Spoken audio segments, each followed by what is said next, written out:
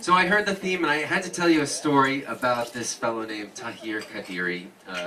I knew him in Afghanistan, where I was working as a freelance journalist for NPR. He was my translator.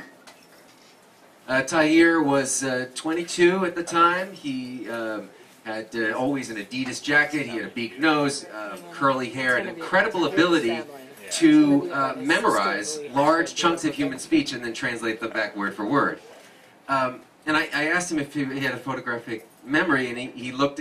Photographic wasn't in his little book, but it was in the bigger dictionary at home. And he called me later, and he said, "Well, I can remember tape. I can listen back to speech and hear it in my head like a tape running."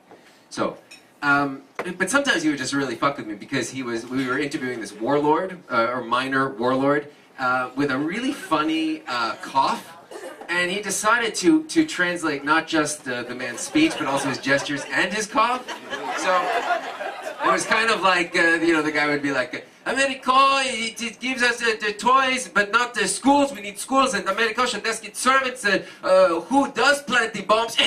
But it was worse than that, It was like, and then of course the warlord's like looking daggers at Tahir because he thinks he's pretty sure he's being mocked. But that was Tahir. He was, very arrogant, very charming, very brilliant. I couldn't believe he was working for me.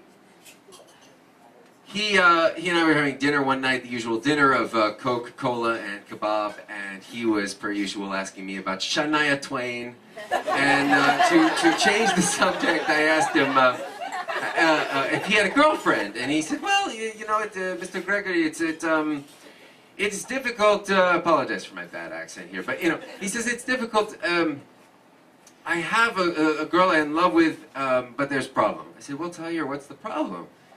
And he said, "Well, her father is cousin with my father."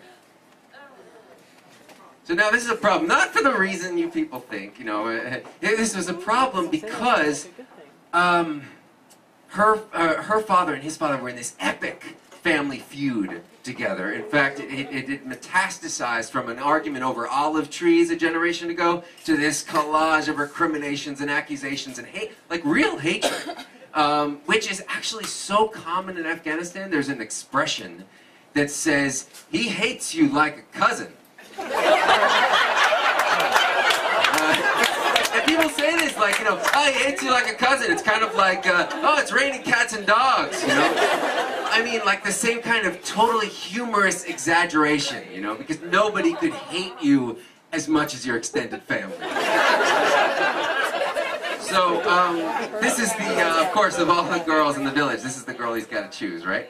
But he's determined. He and Farida, her name was Farida, had been exchanging love notes, and so he wanted to propose. Of course, he had to convince her father that he was the man. Now, he didn't have any house, he didn't have any money, he didn't have any jewels, but in Islam, in Muslim societies, there is a great honor given to people who memorize the Quran. They're called Hafid, which means protector. And in fact, there's a saying that the protector, the Hafid, a person who memorizes the Quran, goes right to heaven, or when he dies, goes right to heaven and takes 10 family members with him that would have gone to hell. So it's good to have a couple of Hafids in the family, right? So he's figuring, maybe he'll convince him in that way. And I tell you, I mean, Tahir is not. I mean, look, he is a Muslim like I'm a Jew. Basically, I respect the religion.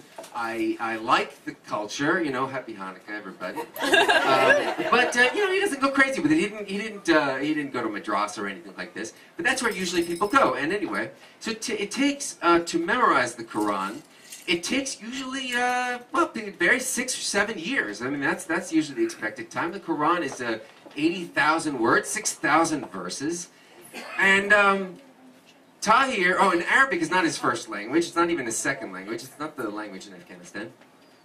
Tahir has 7 months to learn the Quran because in 7 months, Farida turns 18, and then she can be married off. He learned it in 5.5. Wow. 5.5, whole Quran.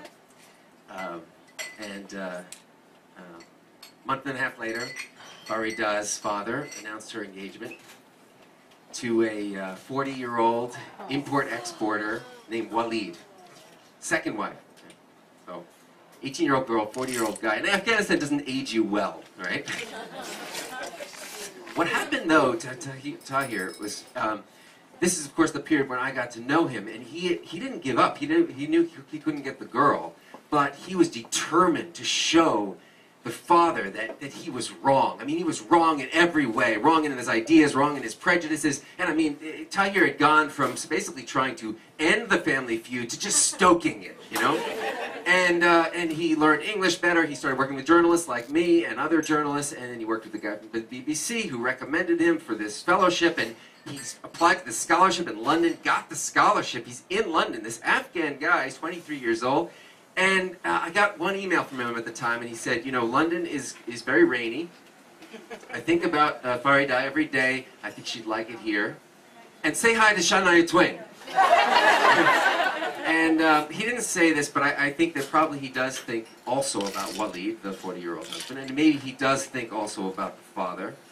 And I hope that when he does, you know, he doesn't have so much resentment that it kills him, but that he have just enough anger to kind of, you know, keep him going, fuel his ambition, and just enough of it to sort of warm him on cold London nights, and just enough hatred to remind him of home.